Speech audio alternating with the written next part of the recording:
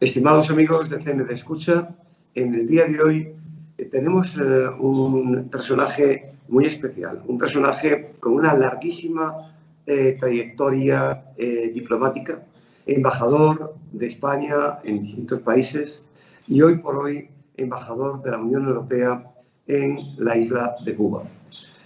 Alberto Navarro. Alberto, ¿desde cuándo estás en este cargo de embajador de la Unión Europea y cuánto tiempo te queda? Hola, buenos días, Carlos.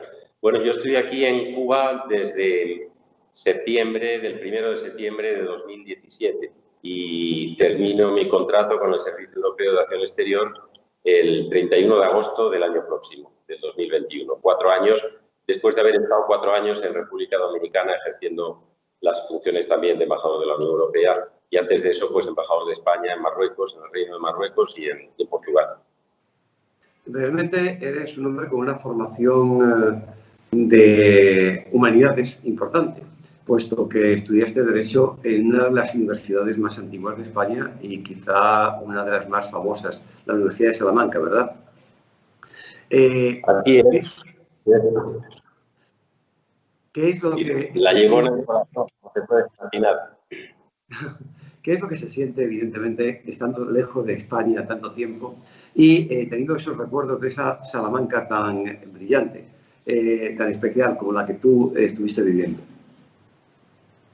Bueno, mira, en la vida de los diplomáticos y también de muchos, cada vez más, empresarios y españoles que tienen que salir porque sus empresas se internacionalizan o porque tienen oportunidades laborales fuera de España, pues hay por un lado un sentimiento de morriña, de echar de menos tu patria, los recuerdos, en mi caso de los estudios de la Universidad de Salamanca, en la Facultad de Derecho y después la Escuela Diplomática de Madrid, las amistades que guardas de esos años y por otro lado, bueno, pues las lecciones que te va dando la vida en los distintos países donde vas sirviendo los intereses españoles. Pero afortunadamente en el día de hoy, con las nuevas tecnologías, con la multiplicación de los medios de transporte y su abaratamiento, pues bueno, es fácil. Es verdad que estamos viviendo unos momentos muy difíciles con esta pandemia que nos ha cambiado todo y nos ha puesto patas arriba al mundo, pero yo sigo con muchos vínculos con España y esperando poder ir. Desde febrero no he podido viajar a nuestro país, esperando poder hacerlo ya el año que viene, en 2021.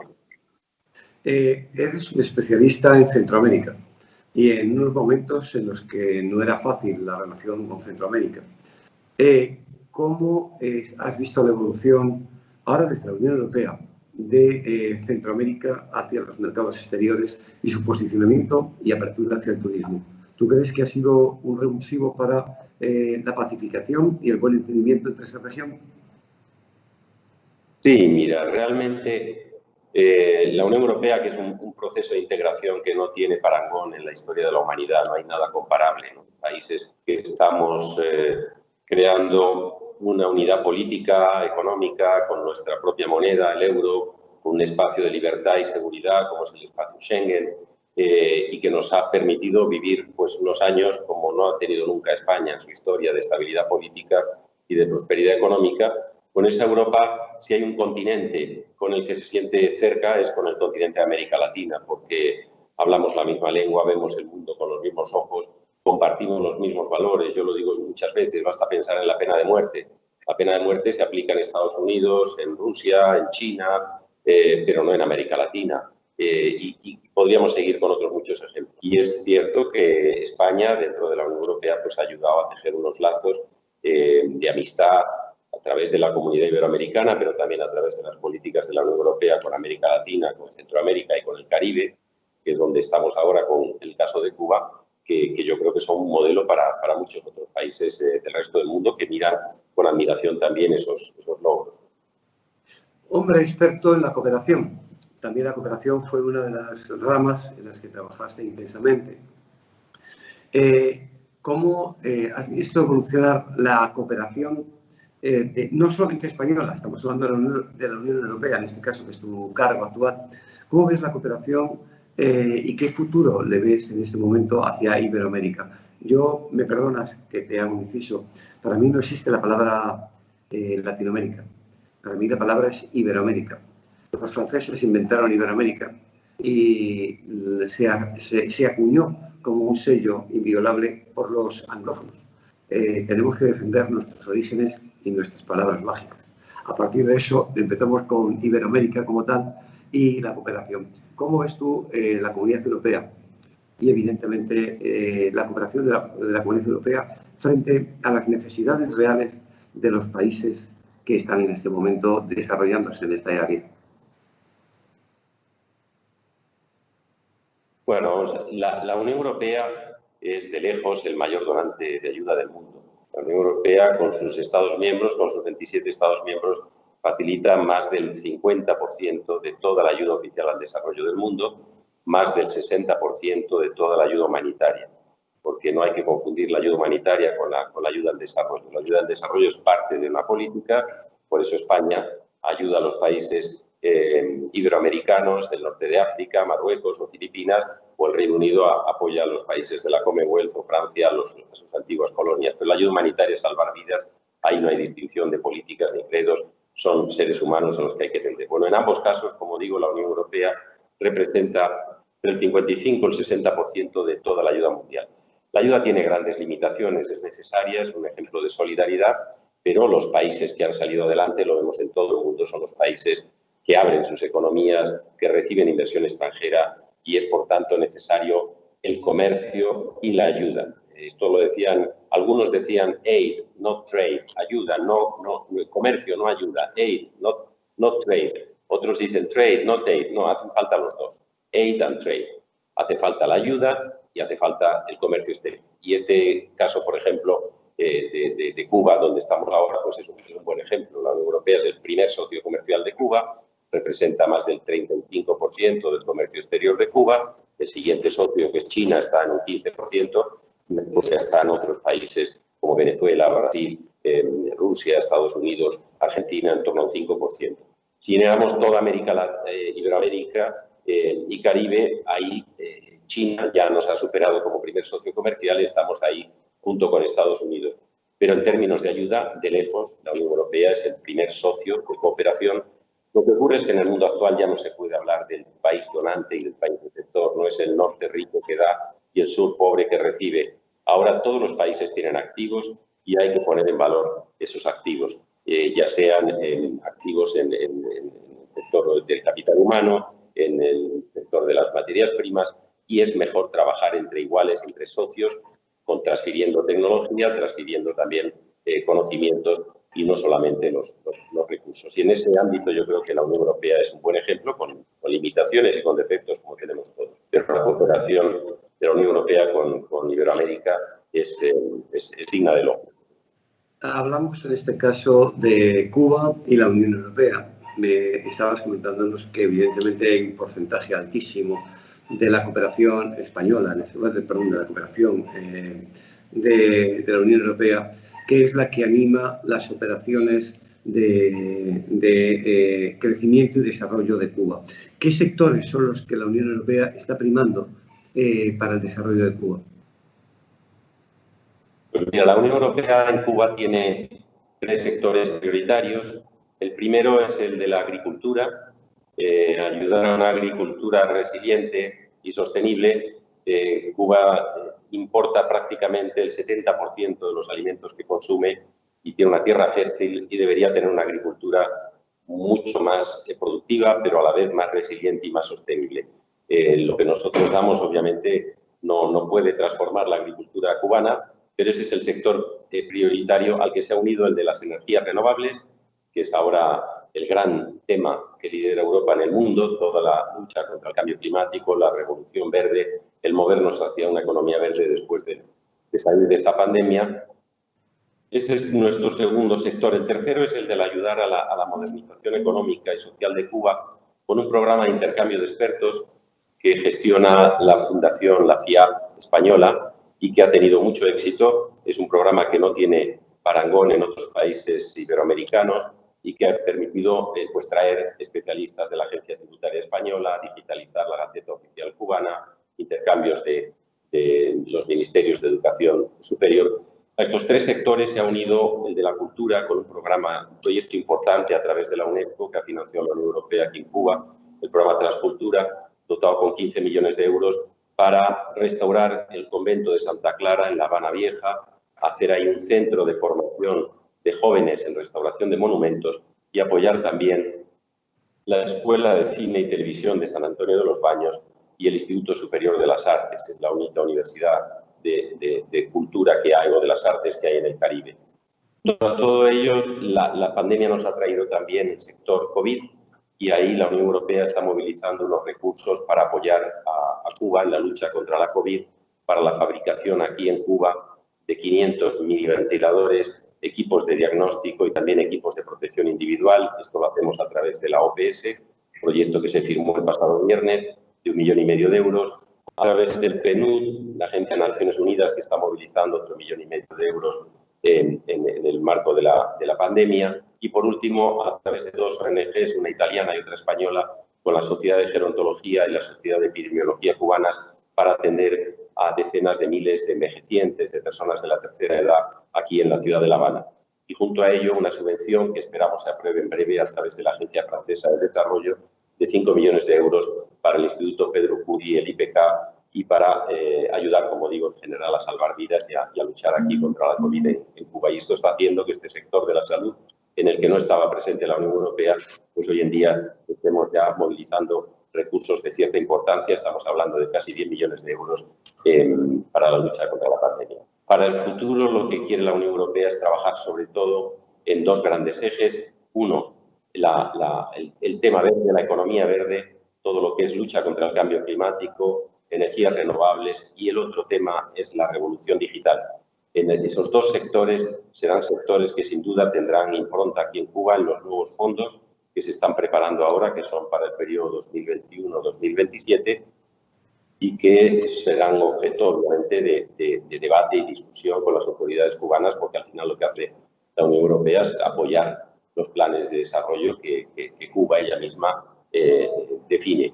Y en toda esta cooperación queremos poner el acento en las pequeñas y medianas empresas, en los cuentapropistas, en la creación de un clima favorable a la inversión extranjera y favorable a los negocios, porque hemos visto por experiencia que las economías que más se abren son las economías más prósperas, que la pequeña y mediana empresa es la que crea el 80% del empleo en Europa y, obviamente, para el futuro de Cuba es algo que nos gustaría compartir y apoyar. En el año 93, la Unión Europea apoyó por primera vez a Cuba con un plan estratégico para combatir la neuropatía, aquella pandemia que tuvieron en aquel momento. ¿Hay alguna similitud o hay algún trabajo que se podría realizar especial entre lo que podría ser la ayuda del 93 con la ayuda de este 2021 para apoyar la pandemia, para apoyar a la lucha contra la pandemia?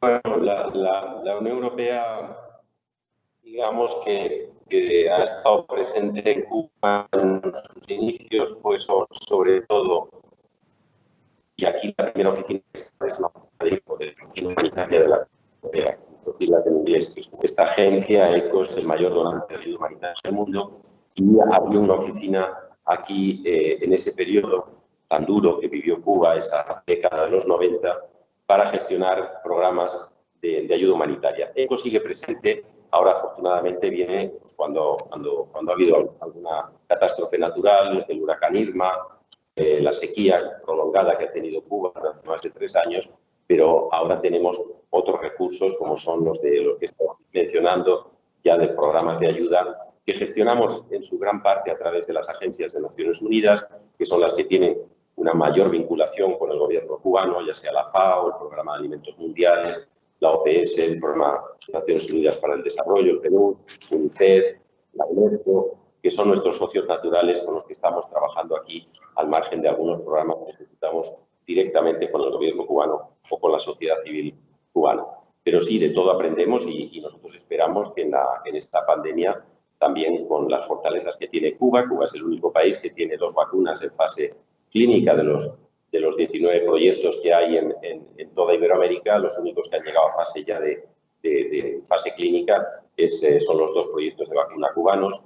y estamos siguiendo con mucho interés también los avances de Cuba Pharma, de los laboratorios Findlay y lo que está haciendo Cuba, que tiene una fortaleza sin duda en el sector salud. Es el país del mundo con mayor número de médicos por habitante, tiene más de 85.000 médicos y más de 80.000 enfermeras, y esa fortaleza, bueno, pues tenemos que valorarla y tenerla en cuenta en nuestra cooperación con Cuba. ¿Cómo valora la Unión Europea la solidaridad de Cuba con otros países, incluso la propia Comunidad Europea? ¿Podríamos definir a Cuba como un país solidario? Sin duda alguna. La solidaridad, que es uno de los valores que inspiran también la Unión Europea, nuestra identidad como europeos son sin duda los valores que compartimos. Y si de esos valores hay que escoger uno, yo escogería la solidaridad. Lo hemos vivido los españoles. Los españoles hemos estado recibiendo desde que ingresamos en las comunidades europeas el 1 de enero de 1986, junto con Portugal, pues varios Plan Marshall solo para nosotros. Es verdad que muchos españoles no son conscientes de ello, de la solidaridad que hemos recibido y de la que hemos dado también, porque la solidaridad va en las dos direcciones. Y sin duda alguna, esto que ha hecho Cuba de enviar brigadas médicas a más de 40 países alrededor del mundo y por primera vez a un Estado miembro de la Unión Europea, como es el caso de Italia, ha enviado también a Andorra, pero Andorra no está dentro de la Unión Europea, aunque tenga el euro como moneda, y goce y disfrute de muchas ventajas del espacio europeo. Sin duda es digno de elogio y es algo que debe enorgullecer a los cubanos. Este gesto de solidaridad en medio de una pandemia como la que estamos viviendo. Hablamos de la preparación, de la transición y también del trabajo. Hemos hablado de la pequeña y mediana empresa y el surgimiento de esta corriente económica dentro de Cuba. La Unión Europea lo ha visto con buenos ojos, pero no tiene ningún proyecto o programa especial para este sector creciente. Sí, la Unión Europea ha financiado algunos proyectos concretos que tienen un impacto grande en este ámbito.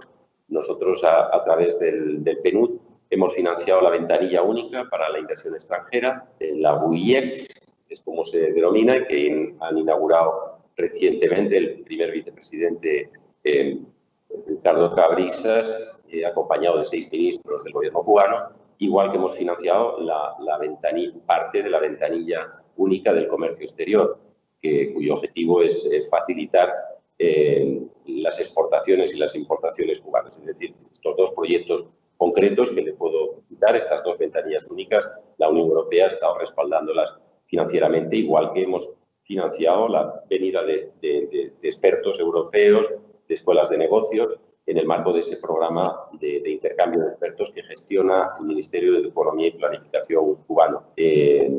Más allá de ello, bueno, en la casi totalidad de los proyectos que ejecutan las agencias que ponen en marcha los programas europeos, se trata de impulsar todavía no hay pequeña y mediana empresa en Cuba, esperamos que la ley de empresa no tarde mucho en llegar, está prevista en el entramado legislativo de la nueva Constitución del año pasado y confiamos que el año que viene pueda ver la luz esa ley de empresa que recoja ya esa figura de la pequeña y mediana empresa, pero hasta que llegue la personalidad jurídica de las pymes, los cuentapropistas que aún no la tienen, bueno, pues intentamos en algunos proyectos sin duda impulsar esas actividades.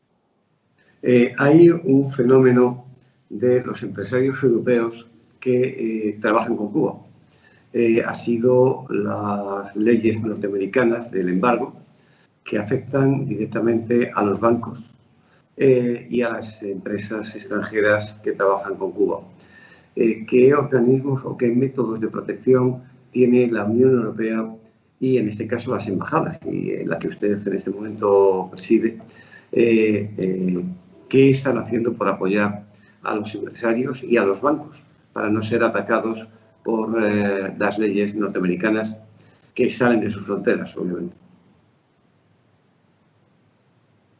Bueno, yo de la ley Helms-Burton, por hablar de este caso concreto en el marco de todas las sanciones y políticas de embargo y de bloqueo que ha puesto en marcha Estados Unidos a lo largo de décadas contra Cuba, La ley Helms-Burton tiene aspectos que son contrarios al derecho internacional, así lo ha subrayado reiteradamente la Unión Europea y todos sus Estados miembros. Hemos condenado como ilegal muchos aspectos, sobre todo la aplicación extraterritorial, el querer aplicar una ley fuera de tus fronteras. Tú puedes tener, un país puede darse la legislación que quiera, puede no gustarnos, como no nos gusta la pena de muerte en Estados Unidos, por ejemplo, pero lo que no puede, además, es querer aplicar esas leyes fuera de su territorio, que es lo que ocurre con esta ley Helms-Burton. Ante ello, la Unión Europea, ¿qué hizo? Bueno, llegó a Estados Unidos ante la Organización Mundial de Comercio, cuando el presidente Clinton firmó esta ley, y se llegó a un consenso, a un acuerdo, un compromiso en el Consejo Europeo de Londres, hace ya muchos años, por el cual Estados Unidos renunciaba y el presidente aplicaba unos waivers, unas excepciones para no aplicar esa ley. La administración Trump ha sido la primera que a partir del año pasado, de mayo del año pasado, suspendió esos waivers y decidió aplicar esa ley que obviamente tiene un impacto directo sobre empresas del resto del mundo y en concreto empresas y ciudadanos europeos. La Unión Europea tiene una legislación antibloqueo, se llama el Estatuto de Bloqueo, que establece que cualquier empresa que sea objeto europea o ciudadano que sea objeto de una demanda por parte de un ciudadano estadounidense o se vea llamado a un tribunal en Estados Unidos, va a tener la protección y el apoyo de las autoridades europeas y de la legislación comunitaria. Y ahí es un tema del que se han hecho seminarios aquí en La Habana, en Cuba, por bufetes de abogados que están especializados en este sector. Pero lo que sí le puedo decir es que la Unión Europea, al igual que lo tiene Canadá, al igual que lo tiene Japón y lo tiene México, pero no así otros países, y eso lo deben saber los empresarios, que haga una inversión en Cuba, a lo mejor desde un país tercero como Panamá o República Dominicana, no va a tener esa protección que le da el Estatuto de Bloqueo, que es derecho, que es ley que se aplica en todos los Estados miembros, porque la Unión Europea lo que es una comunidad de derecho. Y sí tenemos esos mecanismos de protección que se aplican en el caso en que haya demandas, como ocurre en la actualidad. Hay 23 casos abiertos, de los cuales 6 o 7 afectan directamente a empresas europeas, no solo españolas, también francesa, holandesa o alemana. La Unión Europea ha protegido y ha apoyado el patrimonio y últimamente firmó acuerdos para proteger el patrimonio de Camagüey y apoyar la industria de Camagüey también. ¿Eso es un proyecto especial o entra dentro de alguno de los epígrafes de los proyectos que ustedes nos enumeran? No, yo la verdad que no conozco en detalle ese proyecto. En general, en el ámbito de la cultura y del patrimonio artístico, la Unión Europea no tiene competencias. Sí los tiene en lo que es formación profesional, por eso ese proyecto que mencionaba antes, porque capacita para el trabajo, la formación profesional, y por eso tenemos ese proyecto ahí. Ha habido algunas iniciativas, las capitales culturales europeas, etc., pero la cultura, como la educación, es competencia de los Estados miembros. Cada Estado miembro legisla en su ámbito cultural, legisla en su materia educativa. La Unión Europea, donde sí tiene competencias, como digo, es en formación profesional, y ahí tenemos algunos proyectos. Pero esto puede ser que sea resultado de en el marco de algún proyecto que tenga fondos europeos se haya llevado, se haya hablado del caso concreto de Camagüey, pero no. Usted estuvo hace unos años en República Dominicana, como nos comentaba. En su experiencia, ¿cómo se puede diferenciar la aplicación de fondos entre dos países, dos islas hermanas, como puede ser la República Dominicana y Cuba? ¿Qué diferencia hay en la toma de decisiones y el uso de estos tipos de proyectos o fondos para el crecimiento y desarrollo del país?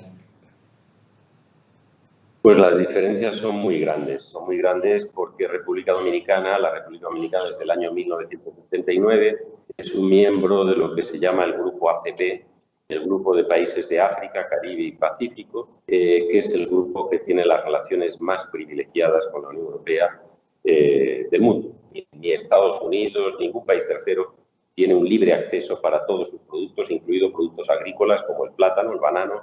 La República Dominicana es el mayor exportador de banano orgánico del mundo a la Unión Europea, y prácticamente 2/3 del banano orgánico que se consume en Alemania los países nórdicos viene de República Dominicana. Esto es posible gracias a los convenios de Lomé-Cotonú, al hecho de que República Dominicana forma parte de ellos.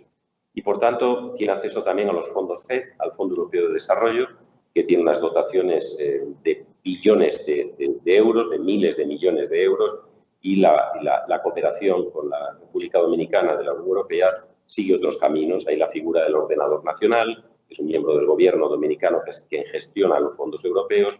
Hay todo un esquema de gestión de esos fondos. Hay una oficina del Banco Europeo de Inversiones que está en la delegación de la Unión Europea en Santo Domingo. Para la República Dominicana ha recibido ya más de 500 millones de euros de préstamos del Banco Europeo de Inversiones para microcréditos a través de la banca dominicana, para otros sectores. Es decir, no se pueden comparar la cooperación que hace la Unión Europea con Cuba, que sigue unas vías de una cooperación bilateral, novedosa, con energías renovables, en mundo de intercambio de expertos, etcétera, pero que no tiene el carácter preferencial que tiene la cooperación con los países ACP, con la presencia del Banco Europeo de Inversiones, el acceso al Fondo Europeo de Desarrollo que tiene República Dominicana y, además de ello, el libre acceso a todos sus productos al mercado europeo, que es el mayor del mundo en términos cualitativos. Y eso hace que República Dominicana tenga libre acceso para sus exportaciones a Europa, al igual que lo tienen los demás países ACP, y se ve en los datos de comercio. República Dominicana exporta casi 1.000 millones de euros de bienes y servicios a Europa, cuando Cuba apenas alcanza los 400 millones. Eso es debido a que hay libre comercio, que además tiene con Estados Unidos. Es de los pocos países del mundo. Israel sería otro que tiene libre comercio con Europa, libre comercio con Estados Unidos, con el de RCAFTA, ese acuerdo comercial que firmó hace unos años Estados Unidos con Centroamérica y República Dominicana. Cuando vemos diferencias tan grandes en dos países hermanos, dos países cercanos, como son Cuba y República Dominicana, y un país que necesita un desarrollo importante, como es Cuba en este caso, y unos apoyos tanto del Banco Interamericano de Desarrollo, apoyos que pueden venir del Banco Mundial o soportes de la Unión Europea, nos encontramos con que hay limitaciones básicas. España, ¿en qué situación se encuentra en ese tipo de apoyo con la Unión Europea y la gestión de proyectos con Cuba?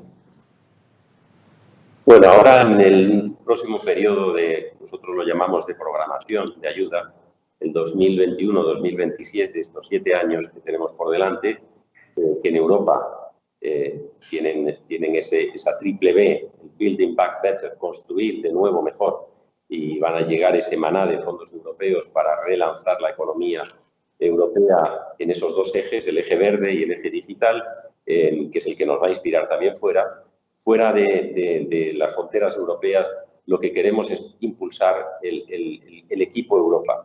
El cambio fundamental que va a haber es que ya no va a haber, por un lado, la cooperación de la Unión Europea, por otro lado, la cooperación española, por otro lado, la cooperación italiana, la francesa, la alemana, la sueca, sino que vamos a trabajar juntos en lo que se llama el Team Europe, el equipo Europa, para que, en este caso, Cuba vea lo que hacemos juntos los europeos. Obviamente, cada agencia, la ECID española, la Agencia Francesa de Desarrollo, la cooperación italiana, seguirán sus esquemas y porque tienen su legislación y tienen sus maneras de hacer, pero vamos a reforzar nuestra coordinación, nuestra imagen, nuestra presentación, nuestros objetivos, nuestra estrategia, para trabajar juntos en un verdadero equipo, por ese principio básico de que la unión hace la fuerza, que es la idea que está en el fondo de la construcción europea y de la creación de la Europa tal y como la conocemos en la actualidad.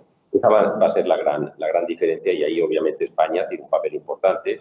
España es de lejos el país que tiene más comercio dentro de la Unión Europea con Cuba. La mitad de todo el comercio de la Unión Europea con Cuba la hace España, la otra mitad los otros 26 Estados miembros. En términos de cooperación no es así, porque hay la agencia francesa, por ejemplo, que gestiona decenas de millones de euros en préstamos. La cooperación española está basada en subvenciones, en donaciones. Tenemos un esquema diferente, pero lo importante es que ahora vamos a trabajar, como digo, más en equipo, más conjuntados con ese Team Europe, con ese equipo Europa, que es la seña de identidad que queremos impulsar a partir del año que viene. Nos quedan 3 minutos de programa y a mí me gustaría poderle hacer una pregunta muy genérica. a un hombre con una experiencia diplomática en gestión y con un gran conocimiento del mundo de Iberoamérica, tanto en Centroamérica como cuando estuvo en Guatemala, que está evidentemente también en su currículum como una de las funciones importantes. Pero no despedirnos sin decir que, evidentemente, un hombre que ha tenido quizá dos de las condecoraciones más importantes de España a la gestión que ha realizado no es gratuita, y que una persona ha podido, como usted, que ha recibido la Cruz Oficial de la Orden de Isabel la Católica, dice mucho de su labor y su trabajo, sobre todo porque habrá sido en hermanamiento o en esfuerzo. Y cuando recibió la Orden del Mérito Civil, una de las condecoraciones que marcan, digamos que la vida de un ser humano, de un político, o en este caso de un diplomático como es usted, enorgullecen a los que tenemos el placer de poder entrevistar, porque no siempre tenemos la suerte de poder tener personas con estas dos condecoraciones tan importantes. Ahora, bien, centrándonos en el tema de Iberoamérica, para cerrar, ¿cómo ve usted el desarrollo? Y si usted me hiciese en este momento, no sé si es posible, un listado de países de Iberoamérica en desarrollo creciente, las oportunidades de inversión o de trabajo por el desarrollo que pueden tener los países de Iberoamérica con de 1 a 3, por ejemplo, y en el Caribe también de 1 a 3. ¿Cuáles serían esos países?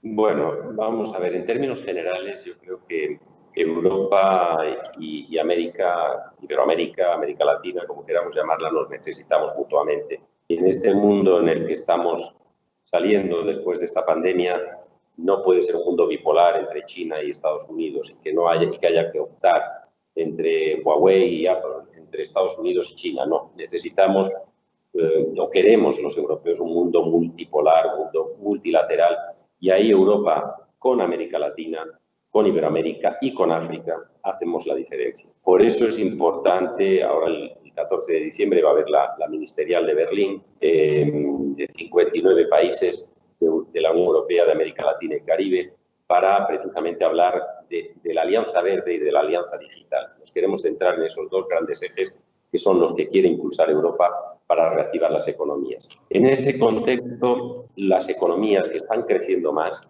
son las economías del Pacífico. Basta ver la Alianza del Pacífico. Yo si tuviera que hacer una lista de países de 1 a 4, pues tendría que coger esos 4. No quiero ver el orden, pero en fin, México, Colombia, Perú y Chile. Esos 4 países son países de crecimiento grande y es triste que los países del Atlántico no estén, digamos, a esa altura.